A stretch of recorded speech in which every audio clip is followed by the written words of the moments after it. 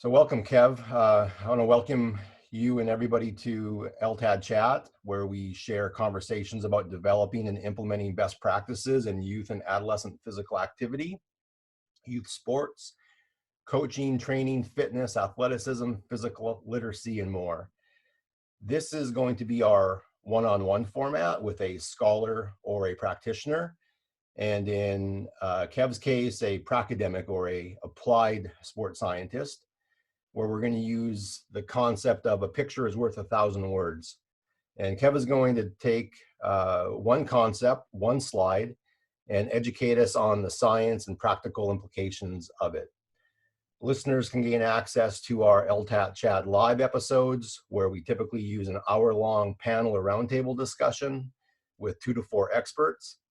These episodes can be found on the LTADchat YouTube channel, along with all of our recorded content. Kev, I'm going to turn it over to you to explain this idea called Rampage. And I know that you're going to really break down this acronym and this idea for us, but maybe before we get started, a bit about your background and how you got thinking about this idea of Rampage, especially given your education in exercise and sport science, along with your practical coaching experience. Obviously, both of those played into this idea of Rampage. Yeah, no problem. First of all, Joe, thanks for inviting me on. Look forward to presenting the idea and good to contribute to this area. I know we've had numerous discussions and both very passionate about this area, so it's good to share some of these ideas. I guess my background. I got former rugby player into my mid 20s. And during that time point, during that sort of adult period, did a undergrad and master's degree in sport and exercise science, and ended up being a fitness coach, working with youth football players in my first practical role. And then I guess over the last 15 years, I've been a strength conditioning coach, mainly within the sport of rugby, working across a variety of ages and stages, from youth athletes into adults. But I guess most of my experience, most of my coaching has probably been in with youth rugby players around 15, 16 years of age. And the system in the UK, in both codes of rugby, means that up until 14, 15 years of age, that players are really involved in the school and the community game. So they don't get any specific strength and conditioning support. It's all delivered by their community-based coaches, which range in terms of their knowledge and experience. And then at 15 years of age, players come into a professional club at the first stage of the talent pathway, and that is where I guess so my role as a strength conditioning coach is to first get our hands on the players and start implementing some movement competency work, strength development, etc. I guess from my experiences, what you see with those players coming into these systems is the large variability in the movement competency of those players. So there's some that are quite competent and able to undertake a range of athletic motor skill competencies, as been presented by Roger Lloyd and the group there. But then there's also a large group of players that struggle and fail to probably move competently. So that's a real practical challenge. And actually for those individuals that are past maturity status and have done a lot of their growing, actually re-establishing some of those patterns is a challenge for a coach. It's not as easy as what you hope, especially with younger or individuals that are pre-maturity. So I guess in terms of the rugby system initially, it's really getting to hopefully educate coaches to the importance of some of those skills, and then being able to develop those, so when they come into a system, they're in a better position. So I guess that's where the practical application of this initially started, through some of my dealings in that environment. Then obviously working within sport and working with coaches and a range of stakeholders over the years, and through my education from a sports science and strength conditioning background, and I guess through research and reading around this area, it just really highlighted how initially this idea around Rampage started from a strength conditioning perspective initially, but actually over time that there's a lot of work in relation to this idea around, I guess, holistic long-term athletic development. And I guess the image on the left first identifies that, in that ultimately youth sport is around developing physical, technical, tactical and psychosocial characteristics and attributes with players. And actually that's a lot of youth sport, dependent on the level and the sport and the practitioners, but ultimately that's the goal of a lot of coaches and teachers, is that they have to do this holistic development. So I guess for an idea that initially started off around physical development and movement competency, really broadened out into this again integration of something that's quite holistic. And hopefully that is what the Rampage framework allows us to do. Because I know from previous experience and previous work, obviously the ramp warm-up is a quite popular tool in terms of integrating physical development. But again, from my experiences working with youth coaches, they seem quite potentially reluctant to implement some of those ideas, again, because it's probably seen as standalone to the technical, tactical work that they would like to do, or that's required of that sport. So therefore, we need something that is more integrated, that allows everybody, or a range of practitioners to buy into that. So I guess over time, that's how that's developed, and those ideas, and then obviously getting expertise from yourself and Rodri and a range of other individuals at Leeds Beckett, including Stacey, Ben, Tom Mitchell, Ian Cowber, and Jason T and Neil Holmes, who are the images on the right. We know it's a very much a collective piece of work in relation to developing this idea. So that's a bit of an overview, I guess, in terms of some of my background and a little bit of background into why this is important. Yeah, great. And again, it really highlights, not only your education and your research, but also, yourself as a coach and former athlete, and having this day-to-day and week-to-week dialogue with coaches and training athletes that really came to fruition here.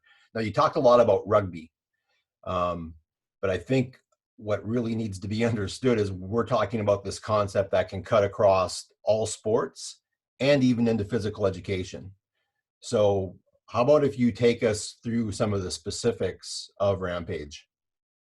Yeah, definitely, Joe. I think, that's where my background has been. And probably just to add that, I guess, through my experiences, I guess, through having, 2 young children now, you probably appreciate the importance of this within those younger children, and now developing a range of these holistic areas of development is key for everyone. And I guess my interest in that area has definitely increased a lot over recent years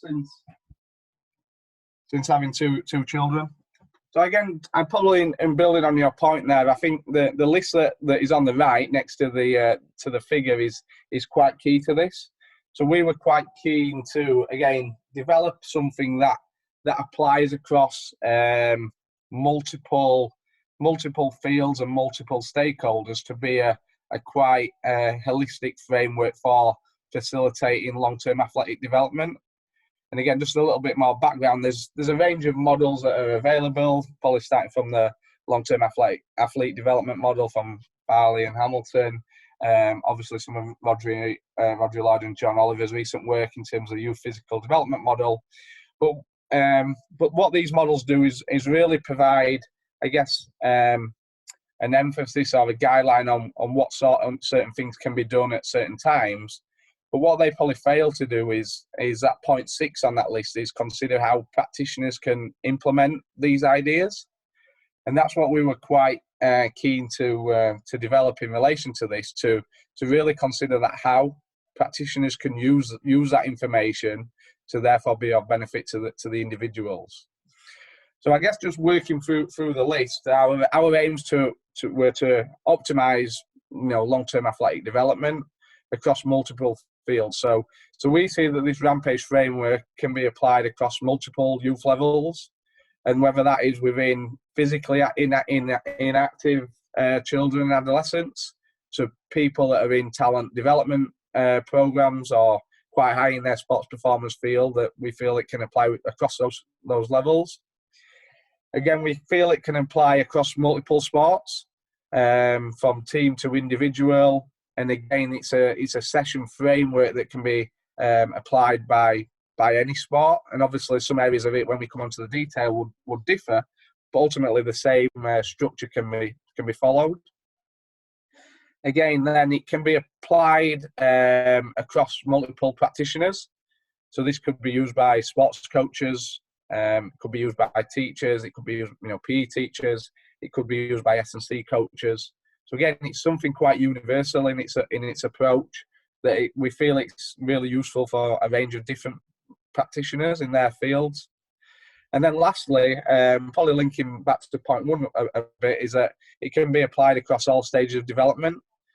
So again, it can be used within children's coaching or children's PE sessions for a group of 6 to 7 year olds. It can be applied within adults, within a sports performance field. Probably when we wrote the paper in Strength Conditioning Journal, we weren't mainly aiming it at youth-based athletes, but again, some of the ideas could apply within adults. I guess within professional athletes, it would be slightly different, as they would have more specific programming. For example, would do specific strength and conditioning sessions, etc. So it may not apply as much in those settings, but again, we feel it has quite universal application. And then in relation to what it aims to optimize long-term athletic development by, as I said before, integrating the physical, technical, tactical, and psychosocial development aspects that individuals need and want. So again, dependent upon those that list of 1 to 4, the needs of those individuals or groups would differ, and therefore it's down to the practitioner to make sure they've got some understanding of the needs analysis of their environments, to be able to differ the physical, technical, tactical, and psychosocial development needs. And then more importantly, it considers how practitioners may implement, which activities when during a session. And again, there's millions of ways of our session could be structured and what could be included in it. But again, hopefully this allows all those physical, technical, tactical, and psychosocial needs to be implemented and ticked off, and provide a structure, a sensible organisation of how that can be done within a session. But also what it does is also allow practitioners autonomy and flexibility in terms of what is delivered, or what are those activities delivered, which differs to some other frameworks or models that are quite prescriptive in terms of their implementation. So we think of the FIFA 11 plus warm-up, that basically says you have to do these 11 exercises every session, before every session, in this order and these amount of reps. And although those programs have been shown as very beneficial for improving physical performance and improving reducing injury rate, we've also seen that actually the take up or use of those is actually quite short term, that then both practitioners and probably participants quite quickly get bored, even though there is the benefits associated with it. So we don't, by having this framework that allows flexibility and autonomy for a coach, would therefore increase the implementation and what's the word that I'm looking for? The sort of application of this long term as well. But again, that's something that we need more evidence for and some research to establish whether that is the case. So I guess that provides the background and the rationale and justification for the programme in terms of from both a practical and a theoretical perspective.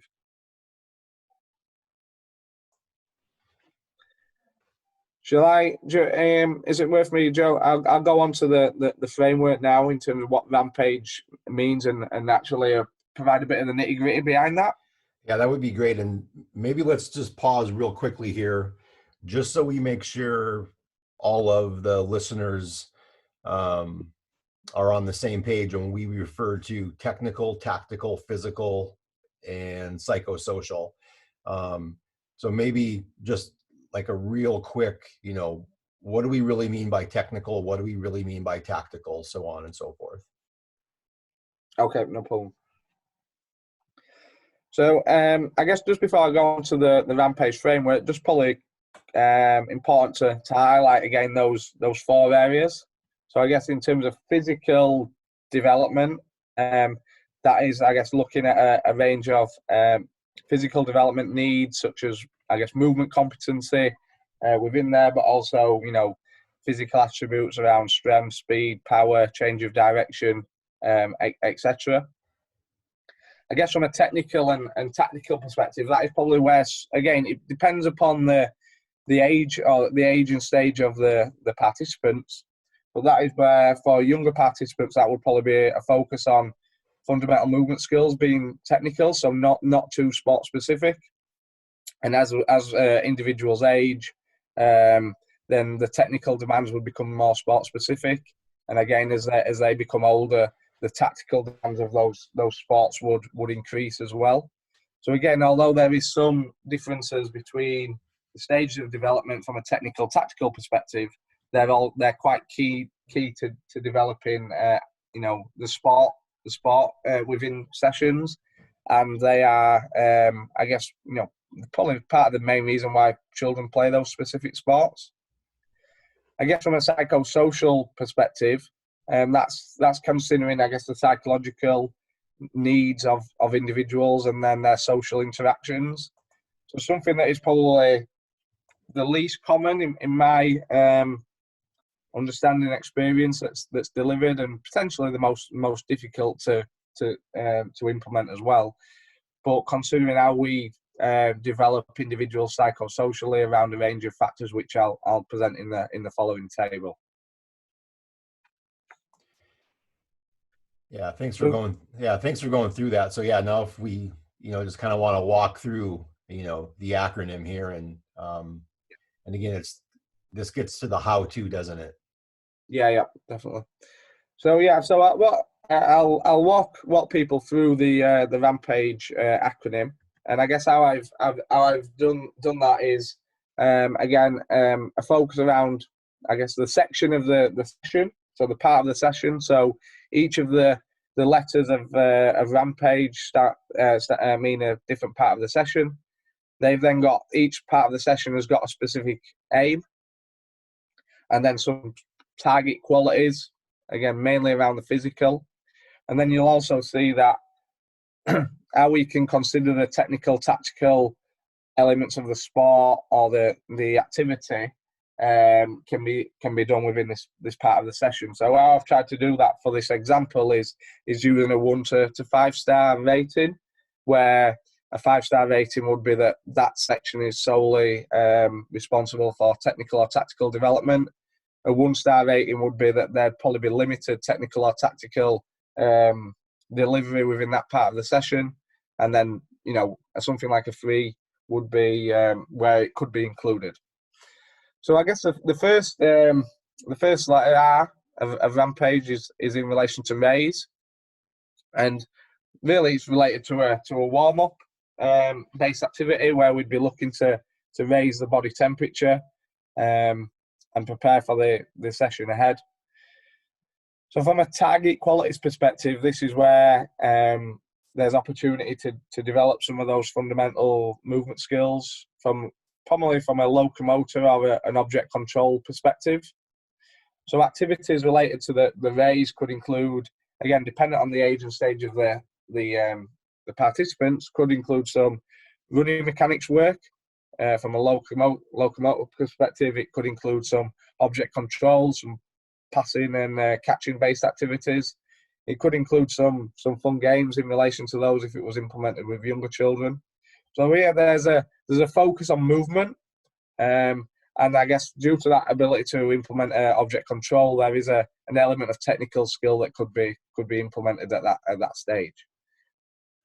So this is very much what we want with the raise activity, is for, I guess, coaches to move away from or to see this as a coaching opportunity, and that this is part of the session, and therefore develop an activity that still raises the body temperature but has some other objectives as well, and really move coaches away from that traditional lap of the field or a couple of laps of the track, to have a more specific focus.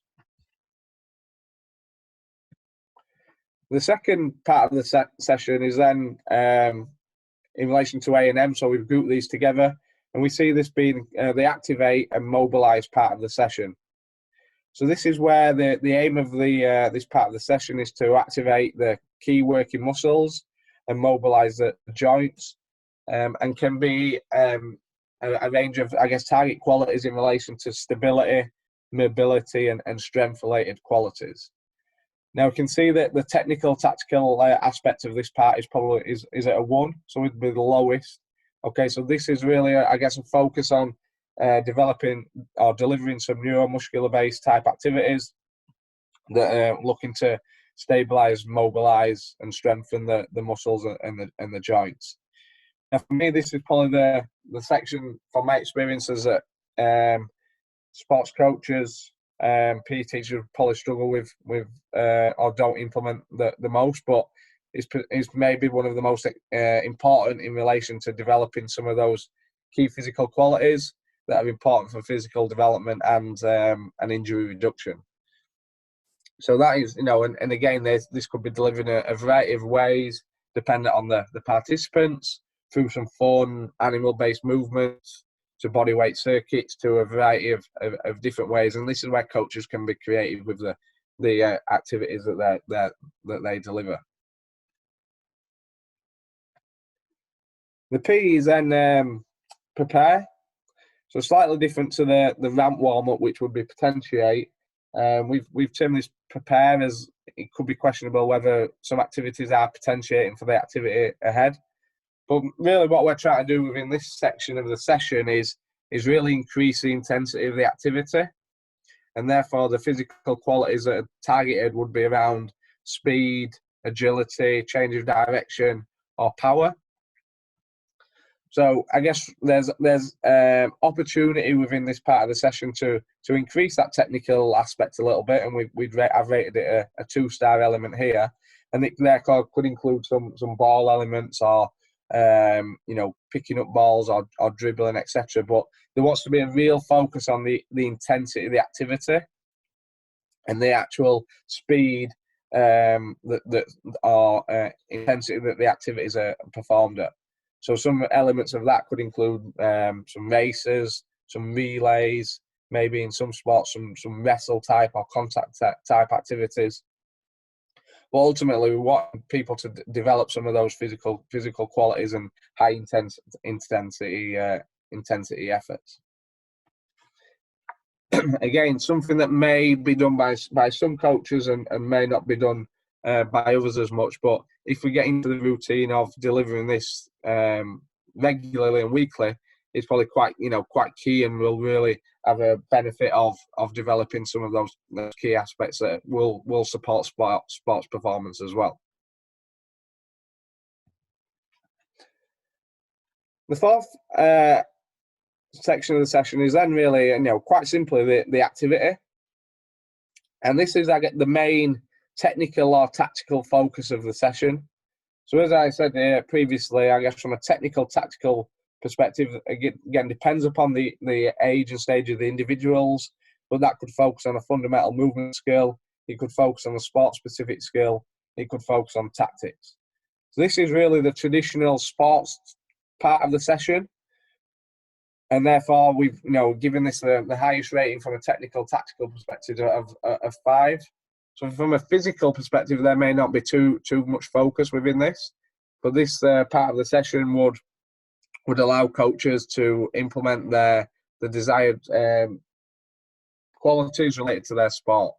And again, this is this is quite key that it's, if possible, that this activity links into what has been done in the ramp part of the session.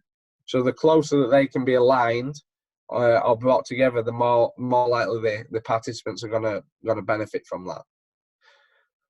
So, for example, that it may be that in the raise part of the session, if the activity is focused on dribbling and passing in football, that the raise and prepare parts of the session would have some focus on that as a technical skill, but with slightly different emphasis.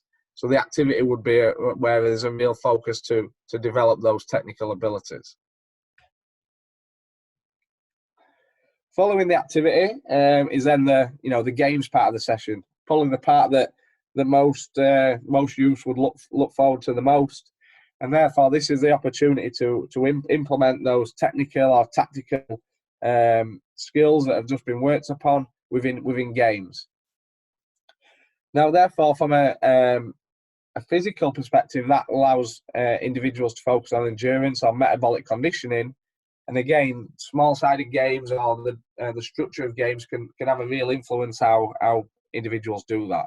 So again, there's still a large emphasis on the technical or tactical demands of the sport, but you've put it into game-based situations which would allow potentially some physical development within there. But also, again, depending on the objectives of the session, that may not be an outcome that somebody wants to achieve. But again, with younger individuals, we want them moving a lot, increasing physical activity levels within this section, and ideally polished small-sided games are the best way of doing that. So really, the activity games is a real core element of every coaching session. And all we're looking to do within this framework is build them, but with some real emphasis on some of those other physical attributes in the earlier part of the ramp part of the session. To finish the Rampage acronym, we've got evaluate, and again, this comes in where a session should not just end. It's an opportunity for coaches and players to evaluate the session, but also maybe do this as part of a cool down. So there's opportunity to work on some flexibility or landing mechanics, or maybe other individual things that players need to work on. And again, this would be opportunity to discuss things with players, ask questions, what went well, what didn't go so well, what things could be improved, etc. And we'll wrap up the session from a learning perspective as well with the individuals. So that is, I guess, the Rampage acronym and framework. And we see, as I said before, that this can apply to the majority of sessions and provides a nice structure and framework in relation to what activity or which activities can be delivered when during a session, which will therefore focus on a range of physical, technical and tactical abilities of attributes. I guess the last part of the framework is this idea around the psychosocial development. And again, this is maybe not something this is probably delivered throughout the sessions. So although we're asking people to evaluate at the end of the session, we're also looking to evaluate and observe and use different coaching behaviours throughout a session. Okay, and that's important that at the start of the session there's some clear session objectives, and therefore our coach can observe and use those behaviours linked back to those objectives. So in the paper we detail 8 psychosocial characteristics that we deem as quite key with youth athletes around communication, control, confidence, concentration, presence, resilience, self-awareness, and commitment. And within the paper, we detail what those psychosocial characteristics are, what things coaches could look for within a session, how they could try and change their behaviours to do that. So, for example, if we focus, if a session objective was around communication, therefore we want players to communicate with each other, but also communicate with their coaches or other support staff. That could be an objective of the session, and each of those activities that we've just, each of the sections of the Rampage framework could have an element of communication within there. and that could include that that drills are implemented that allow individuals to communicate with each other in a maze activity. In other parts, in the Activate Mobilise, some players may even lead some of the drills and therefore working on their communication with their peers. Again, in the activity, there may be elements where players are asked to communicate with coaches to gain feedback. Coaches may ask questions to, for players to reflect and etc. So there's always opportunity for coaches to develop these things. And I think at times it just requires a little bit more planning and thinking in relation to how you do that. So I guess to wrap up, that's sort of an overview of the Rampage framework. We feel is really useful for practitioners in terms of implementing these ideas. But as I said before, allows that flexibility and autonomy to still be delivered differently across multiple participants, and ultimately that different ages of participants, the sessions would look very different. And again, in the paper, we provide a couple of example session plans between a group of 7 to 8-year-old PE session and a 14 to 15-year-old rugby squad, and ultimately, and how they look different but still follow the same framework to hopefully improve those physical, technical, tactical, and psychosocial development needs.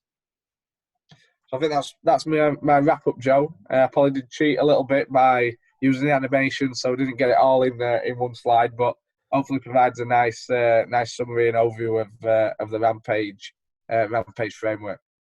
Yeah, absolutely. Thanks, Kev, for walking us through the Rampage model and how coaches can efficiently and effectively implement several best practices for athlete development, skill acquisition, and more into a practice or training session. As mentioned, the paper described has been accepted for publication in the Strength and Conditioning Journal from the National Strength and Conditioning Association. So be on the lookout for the full paper in the next several months.